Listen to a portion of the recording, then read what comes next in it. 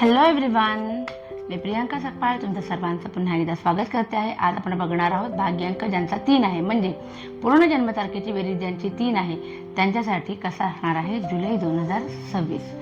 भाग्यांक 3 साठी कसा असणार आहे जुलै 2026.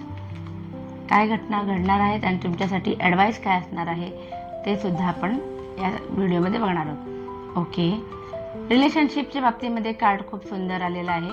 द लवर्सचा कार्ड आलेला आहे. काहीतरी महत्त्वाचा डिसिजनसुद्धा तुम्ही घेऊ शकता.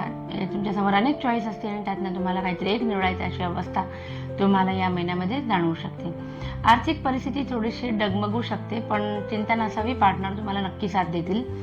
सेव्हिंग करण्याचा तुमचा कल जो आहे तो कम्प्लिटली या दोन्ही कार्डमधनं दिसतोय. पैसा उराशी घट्ट धरून ठेवताय. काहीतरी नवीन शिकण्याची एक इच्छा तुम्हाला निर्माण होईल, ज्याच्यामुळे तुमच्या बिझनेसमध्ये किंवा तुमच्या करिअरमध्ये तुम्हाला त्याचा फायदा होणार आहे. पैसे खर्च होणार आहेत, सो तेवढी एक तयारी ठेवा.